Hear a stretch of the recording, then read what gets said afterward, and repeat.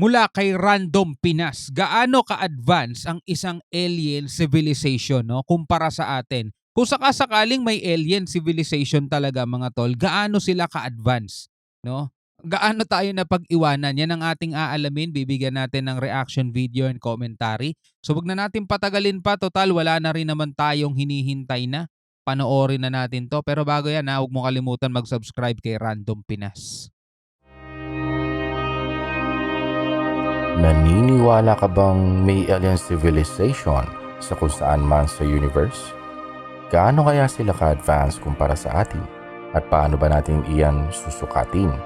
Ang totoo, wala tayong idea sa kung ano ang itsura ng isang alien civilization. Evolved primates ang mga tao. Ang mga aliens, paano kung reptilian sila? Hindi rin ako naniniwala sa evolved primates yung mga ganyan. Siguro yung evolution sa ibang ibig sabihin like halimbawa yung technology yan, yung pagkilos natin pero from different species to a human species, di ako naniniwala. O mga insekto o hybrid ng mga yan. O maaaring iba, unique, isang klase ng species na hindi natin alam at hindi man lang natin naisip. Mayroon lamang isang universal law ang kailangang sundin ng lahat ng species. Iyan ay ang physics, partikular ang enerhiya. At isang paraan para masukat ang isang sibilisasyon ay tingnan ang kanilang pagkonsumo ng enerhiya. Iyan ang Kardashev Scale. Sa pamamagitan ng Kardashev Scale, maaari nating tugunan ang ilan sa malalaking tanong tungkol sa alien civilization, gaya ng Fermi Paradox na nagsasabing kung may mga advanced civilization sa universe, nasaan silang lahat?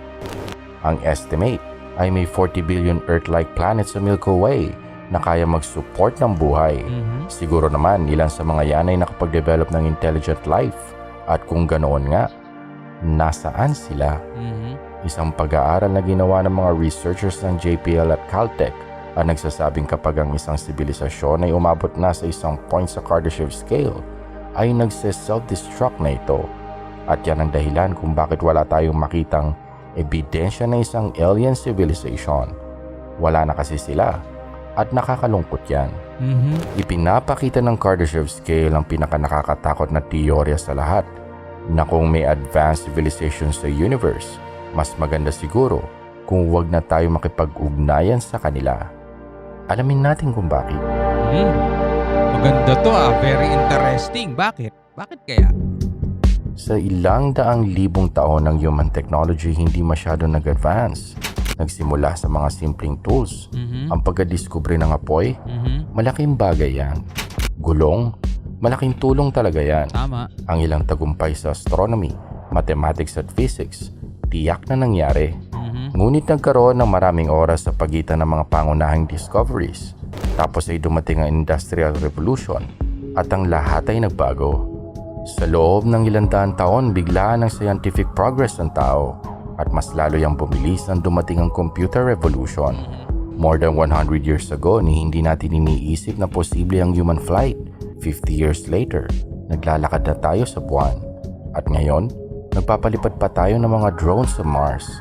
Tila nasa tamang landas tayo pagdating sa scientific progress.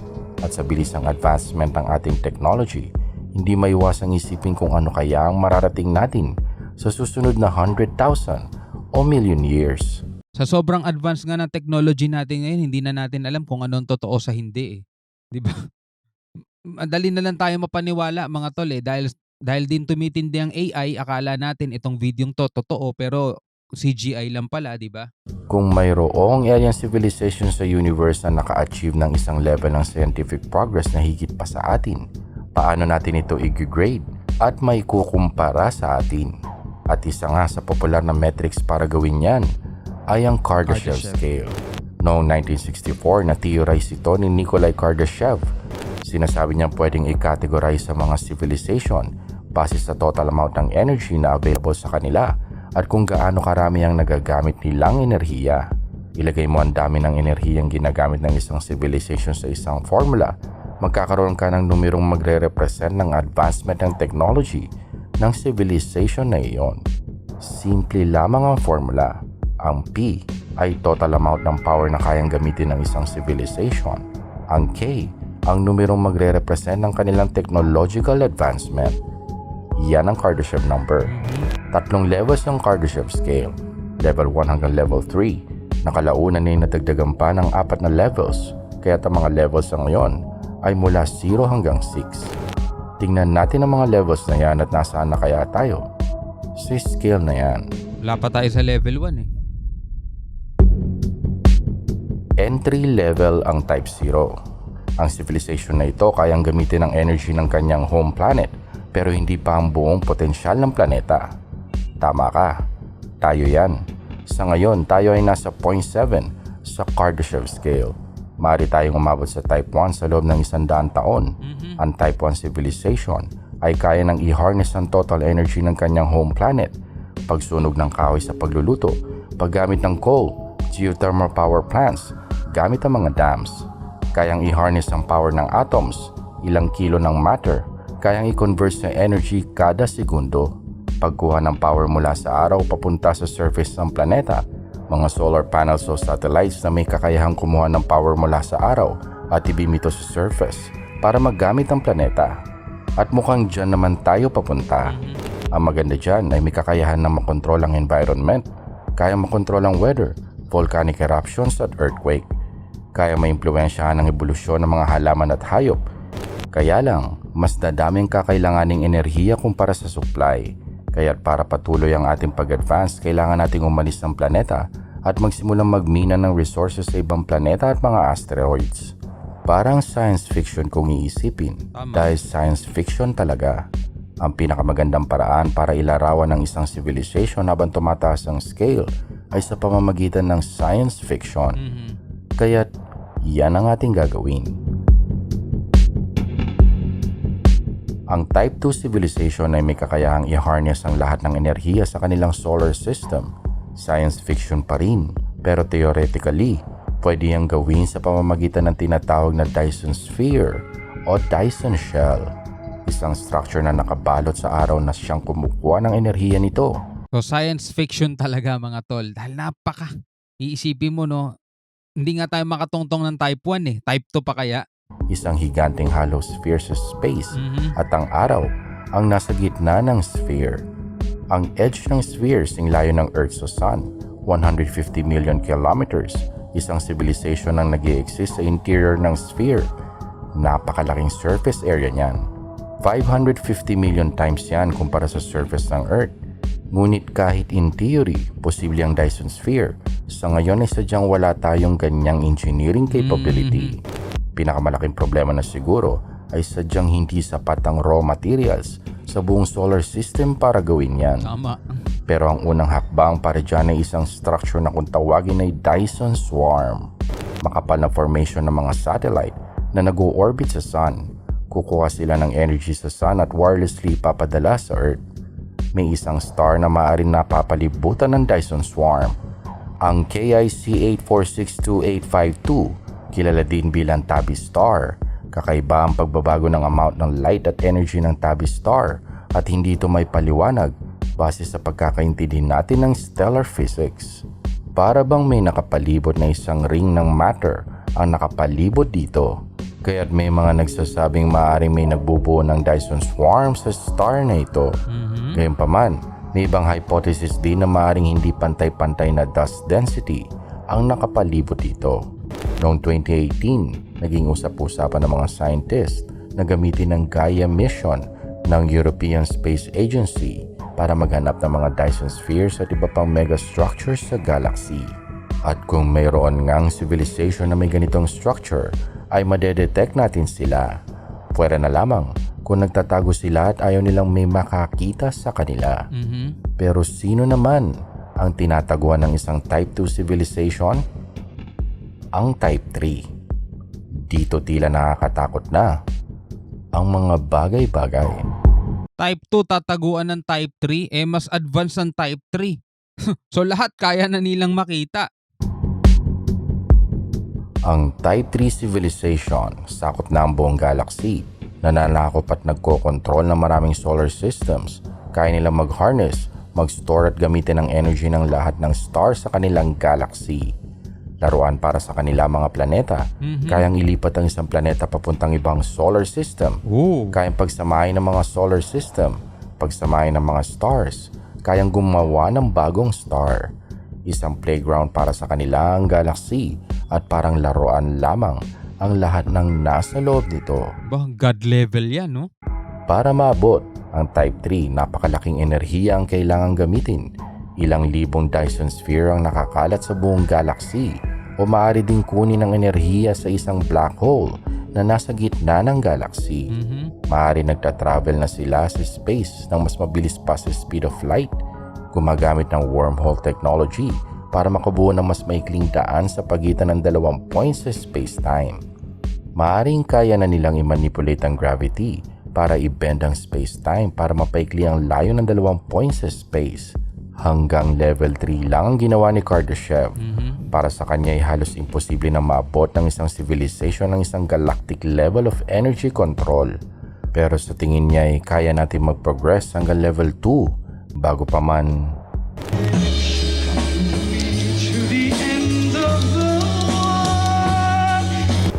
tumatakbo ang oras at isang malaking meteor lang. Balik tayo sa simula. Ang ating sun mag-expand sa isang red giant 5 billion years sa hinaharap. Sasakupin niya ng orbit ng ating planeta, pero bago pa man mangyari yan, ang papalapit na solar mass, tutunawin ang ating tubig at atmosphere, susunugin ang ating planeta. Kaya't maraming problemang kailangan lutasin. Sabihin na natin nakasurvive tayo at nakaabot tayo ng Type 4. Ano kaya ang itsura ng Type 4? So bago natin ipagpatuloy itong itsura ng Type 4, type ganyan, ako naniniwala ako mga tol, no? Yung mga binabanggit na ganito ng Type 1, Type 2, Type 3 level ng mga civilization, hindi na natin maaabot yung mga yan, mga tol. Kung ang pagbabasehan lang natin yung Bible, kung di ka naniniwala sa Bible, wala na tayong magagawa doon. Pero kung pagbabasehan natin Bible, pero yung mga ganitong civilization na talagang alam mo na sobrang advanced na mga tol, merong ganyan, no? Merong ganyan. Siyempre yung Panginoong Diyos, no? Siya gumawa ng lahat mga tol, 'Di ba? Ang langit hanggang ngayon di natin nakikita kung nasaan. Basta nandiyan diyan ang langit, alam natin mga tol.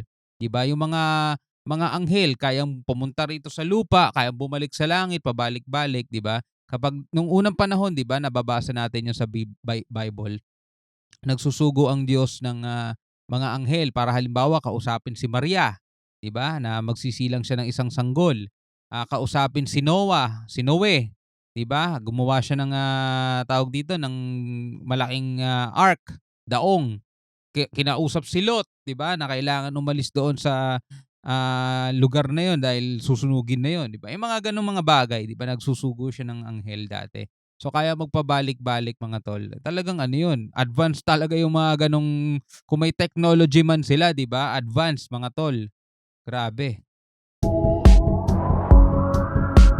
May mga nadagdag na levels sa Kardashev scale. Grabe ni Ang level Type 0, Primitive Civilization. Sa kabila naman, ang Type 4 Civilization. Kaya nila mag-harness ang power output ng lahat ng galaxy sa observable universe. Siguradong kaya nilang kunin ang power sa mga black holes, neutron stars at mga regular na stars. Sobrang advanced ang kanilang technology na hindi na ito kayang ilarawan ng science fiction. For reference, ang Star Trek nasa 2.2 ng Kardashev scale, MCU at Asgardians nasa 3.2, Master of Mystic Arts ng Marvel nasa 3.3, ang mga bagong Star Wars sinasabing nasa 3.6, hindi pa rin Type 4. Kung kaya mo nang makontrol ang enerhiya ng buong universe sa Type 4, ano pang meron sa Type 5? Interdimensional beings. Diyos ka na Kaya yan. mag-travel sa multiverse at malamang time travel. Ang civilization na ito ay kayang i-manipulate ang lahat ng matter at energy sa loob ng sarili nilang observable universe. Grabe. At malamang, kaya pa mag-travel ng higit pa dyan. Pero mas matindi pa ang Type 6. Kaya mag-create ng universe at multiverses. Kaya din nila itong sirain. Maaari silang lumabas sa limitasyon ng oras, impluwensya ng mga posibilidad ng hinaharap, gumawa ng iba't ibang timelines. Ang Type 4 parang mahika na para sa atin. Pero ang isang being mula sa Type 5 o Type 6, parang Diyos. At malamang, hindi mabait na Diyos. Yan ang dahilan kung bakit maraming scientists ang naniniwalang hindi tayo dapat makipag-ugnayan kanino man. Dahil kung makakita tayo ng isang advanced civilization, maaaring yan ang maging dahilan ng ating katapusan.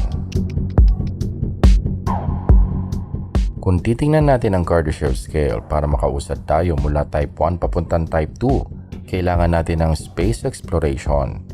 Malamang ang mga extraterrestrial na makakasalamuhan natin ay Type 2 o Type 3 at walang garantiyang mababait sila. Malaki ang posibilidad na kung makuha natin ang atensyon ng isang intelligent civilization ay hindi sila interesado sa pakikipagkaibigan, pero malamang interesado sila sa ating resources. Ang unang pakikipag-ugnayan sa mga aliens ay maaari makatulong sa pagbilis ng ating advancement o maaari maging katapusan ng ating species. Wala talagang paraan para malaman. Gayunpaman, marami pa ring taong naghahanap ng intelligent life forms sa space. Ang European Space Agency nag-broadcast ng 3,700 text messages papuntang Polaris. Ang Breakthrough Initiatives, isang programang binuo noong 2015, pinondohan ng bilyonaryong si Yuri Milner. Ang misyon nito ay maghanap ng extraterrestrial intelligence gamit ang iba't ibang paraan. Ang Breakthrough Listen, isang programa nagsusearch sa lagpas 1,000,000 stars ng artificial radio at laser signals. Isa pang programa ang Breakthrough Starshot, magpapadala ng mga probes sa Alpha Centauri system sa bilis ng 20% ng speed of light. Anong sa tingin mo? Magandang idea ba ang mga yan? Ilang mga scientists ang nagsasabing hindi magandang idea yan. Isa na dyan si Stephen Hawking. Maraming scientists ang nagsasabing ang pagkadiskubre ng alien life ay may kukumpara sa pagkadiskubre ni Columbus sa Amerika. Kaso, tayo ang Native Americans at hindi yan naging maganda para sa kanila. Isa lang ang Kardashev scale sa paraan ng pagsukat ng civilization. Marami pang ibang paraan. Noong 2010, si John Barrow, isang mathematician at theoretical physicist, nag-propose ng isang alternative theory sa pagsukat ng civilization. Tinawag niya itong micro-dimensional mastery.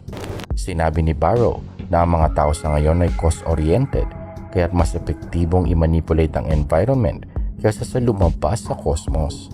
Type 1, kayang i-manipulate ang mga bagay sa parehas nilang scale, pagbiyak ng mga bato para magmina ng ore, gumawa ng mga building materials mula sa puno.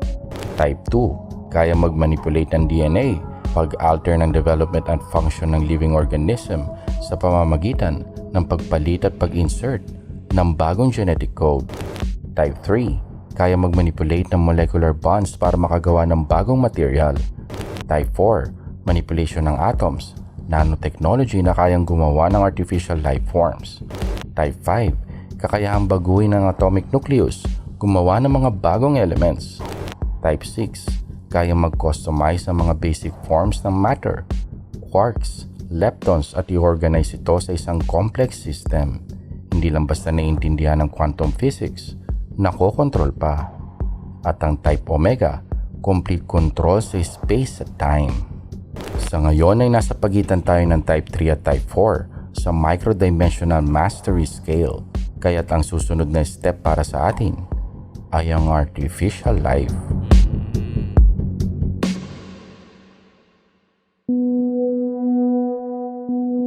Grabe ang gustong maabot ng sangkatauhan, no? Grabe talaga gusto nilang maabot. Eh, ang dami pa nga sakit na wala pa silang lunas eh. Diabetes, wala silang gamot, di ba? Ibang mga cancer, walang matibay na gamot. Balikan natin ang Fermi Paradox. Kung maraming buhay sa universe, bakit hindi natin sila makita? May sagot dyan ng isang research mula sa JPL at Caltech. Ang universe ay puno ng civilization ayon sa research. Patay na civilization. Nang dahil sa technological advancement, nasira nila ang kanilang mga sarili. Yan ang dahilan kung bakit walang sumasagot sa atin. Patunayan din nila, di ba? At sa landas na ating tinatahak at pagkakaroon ng apocalyptic weapons, tila posible ang senaryong yan. Malayo pa nga tayo sa pagiging species na may kakayahang mag-interstellar travel, ngunit may kakayahan na tayong puksain ang ating mga sarili. Tama. Yan siguro ang dahilan sa kung bakit gusto natin makakita ng advanced civilization sa space. Dahil kung may ibang civilizations na nakalagpas sa panganib ng teknolohiya at nakapaglakbay sa mga bituin, ibig sabihin, magagawa din natin. Yan din siguro ang dahilan kung bakit gusto natin ang mga istorya ng science fiction tungkol sa future. Maring hindi magandang future na ito, pero at least may future. May tila pakiramdam ng kasiguraduhan at kapayapaan na kahit maikli ang buhay ng bawat isa, magpapatuloy pa rin ang ating species. Pero sigurado nga bang tuloy ang buhay sa Earth? Kapag nakakita na tayo ng ebidensya ng intelligent alien life, mahihikayat ba nito ang mga tao na gamitin ng teknolohiya para ayusin ang mga problema dito sa Earth at makasali sa mas malaking komunidad sa space? O kung makakakita tayo ng ebidensya ng extinct na civilization, mahikayat kaya tayong itigil ang kaguluhan? Dahil kung hindi natin malalagpasan ang ating pagiging makasarili at tribalism, yan din ang ating magiging kapalaran. Ang ating future maring parehas ang pinaniniwalaan ng maraming scientists. Walang kinabukasan. So kung titignan mo pa lang kung ano yung kalagayan ng ating mundo, di ba? Unang-una, patuloy ang paghihirap ng mga tao, kagutom, nauubusan na tayo ng mga resources, sabayan mo pa ng mga ganid ng mga leader ng iba't ibang mga bansa. Sa tingin mo ba papunta ang mundong to sa pag-asenso at pag-unlad pa? Palagay ko hindi. No? Di ba ngayon pa nga lang gusto na simulan ni Kim Jong-un yung kaguluhan, mga tol eh. Gusto niya nuclear eh, di ba? Eh doon pa lang matatapos na talaga tayo lahat eh. Gaano karami ang nuclear dito sa weapon dito sa mundo. Imagine mo lahat 'yun pakawalan. Katulad din ng mga science fiction, mga tol, na movies. Kapag nagkaroon ng nuclear, eh talagang tapos ang mundo, mga kapatid, no? So ikaw, bilang isang tao, ano ang masasabi mo dito sa video na napanood natin? Napakarami talaga nating matututunan mula kay Random Pinas, mga tol, no? Comment ka na lang sa ibaba at pag-usapan natin yan. Hanggang sa muli, ako nga pala si Shobal D. Peace out.